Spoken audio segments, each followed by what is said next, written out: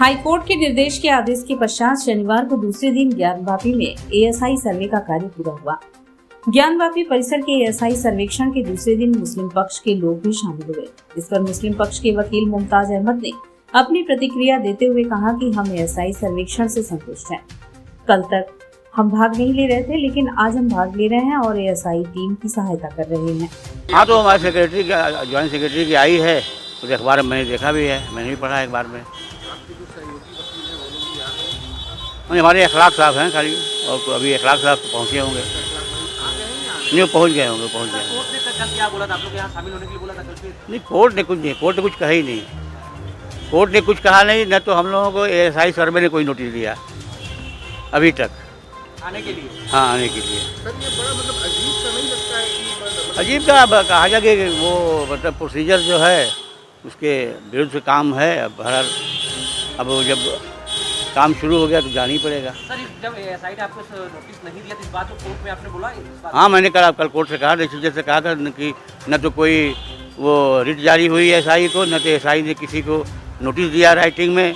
प्रशासनिक स्तर पर जो है अखबार में और वो क्या नाम व्हाट्सएप से सूचना दी जाती है, लेकिन एएसआई ने कोई सूचना नहीं दी हम लोगों को। शुक्रवार की तरह ही शनिवार को भी करीब 7 घंटे तक ज्ञानवापी का सर्वे चला। मैपिंग और इमेजिंग के बाद आज सर्वे में ज्ञानवापी परिसर में स्थित 3 तहखानों में से एक तहखाना खोला गया, जिसमें कई सारे साक्ष्य जैसे स्वास्थ्य, त्रिशूल और टूटे हुए खंभे मिले हैं। सर्वे के लिए 4 टीमें बनाई थी। 2 टीमों ने परिसर के पश्चिमी दीवार की जांच शुरू की। एक टीम को पूर्वी दीवार, दूसरी को उत्तरी दीवार व उससे जुड़े क्षेत्रों में जांच के लिए लगाया गया। टीम ने इन दीवारों के साथ ही इमारत की बाहरी दीवारों के आसपास जीपीआर का उपयोग किया। प्रयास यह जानने का था कि बाहरी क्षेत्र में भी तहखाने हैं या ठोस जमीन है। हाथ में लिए गए जीपीआर को जमीन पर इधर उधर घुमाकर विशेषज्ञ मशीन से मिल रही जानकारी दर्ज कर रहे थे। शाम 5 बजे सर्वे रोक दिया गया। 33 सदस्यीय टीम का नेतृत्व एएसआई के अतिरिक्त महानिदेशक एडीजी आलोक त्रिपाठी ने किया। टीम में नापजोख विशेषज्ञ व जीपीआर हैंडलर अधिक है। सर्वे के उपरांत हिंदू पक्ष के अधिवक्ता अनुपम द्विवेदी ने मीडिया से बातचीत में बताया कि ज्ञानवापी में शनिवार को सर्वे का कार्य पूरा हो चुका है। दूसरे दिन का कार्य समाप्त होने पर ज्ञानवापी से एएसआई की टीम रवाना हुई। उन्होंने बताया कि सर्वे के दूसरे दिन एएसआई टीम ने ज्ञानवापी का 3D इमेज तैयार किया। वहीं तहखाने की साफ सफाई करवाकर वीडियोग्राफी, फोटोग्राफी और मैपिंग का काम किया गया। अनुपम द्विवेदी ने बताया कि पूर्व की तरह ही व्यास जी के तहखाने में कई अवशेष देखने को मिले हैं। पहले हुए कोर्ट कमीशन के सर्वे में इन अवशेषों का रिपोर्ट तैयार किया गया, लेकिन उस समय इसे किसी को भी छूने की परमिशन नहीं थी। अब एएसआई के सर्वे में कोई भी अवशेष मिल रहा है, उसकी बेहद ही बारीकी से टीम देखरेख कर रही है और उसके बारे में जांच कर रही है। अधिवक्ता के अनुसार 1 या 2 दिन में एएसआई टीम जीपीआर से जांच करेगी, तब ज्यादातर चीजें क्लियर हो पाएंगी। एक साइंटिफिक संस्था है, ठीक है। पिछली जो कार्रवाई थी उसमें हमें कोई चीज़ छूने का अधिकार नहीं था, बस एक नेकेड आई से जो दिखाई दे उसको पेपर पे लिख लीजिए।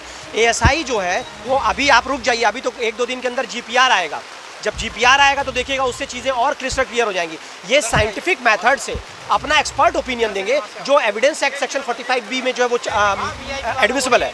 तो इसलिए ये साइंटिफिक चीज़ें हैं इसमें, और पिछली कमीशन की कार्रवाई में दोनों में ज़मीन आसमान का फ़र्क है। वो सब बने हुए हैं, दीवार पे हैं और अंदर जो तहखाने उसमें भी बने हुए हैं। जीपीआर तो जो धरती के मतलब अंदर जो काफ़ी अंदर रहता है उसका पता लगाएगा। बाहर ये सब तो खंडित मूर्तियाँ हैं और खंडित खंबे हैं, वो सब तो दिख ही रहे हैं। मिला है कमल जी, कमल का फूल, त्रिशूल तो पहले से ही दिख रहा है। कमल का पुष्प जो कमल जिसे कहते हैं वो तहखाने के अंदर भी है, बाहर दीवार पे भी है, वो सब दिखते हैं। दीवार जैसी कलाकृतियाँ तहखाने के भीतर हैं क्या, ऐसा कुछ है? हाँ, अंदर बने हुए हैं। अंदर जो है स्वास्तिक बने हुए हैं, तहखाने के अंदर स्वास्तिक बना है, त्रिशूल बना हुआ है, आला बना हुआ है, टूटी हुई खंबे पड़े हुए हैं। वहाँ पे जो टूटी हुई हिस्से होते हैं वो सब पड़े हुए हैं। एक पश्चिमी दीवार पे बयाल जिसको बोलते हैं, वो आधा मनुष्य का शरीर होता है और आधा देव का शरीर होता है, उस तरह का भी बना हुआ है। व्यास जी की कोई मूर्ति होने की बात तो नहीं आई सामने अभी तक? अभी सामने नहीं आई है, आगे अभी बहुत सी जानकारी आप लोग को मिलती रहेगी। अभी थोड़ी प्रतीक्षा कीजिए। मिल गई? हाँ, बिल्कुल सहयोग मिल रहा है और हो रहा है। फिर खोल के उन्होंने खुद खोला? नहीं, चाबी उन लोग ने खुद खोला है, लेकिन सहयोग पूरा कर रहे हैं और आराम से सर्वे चल रहा है।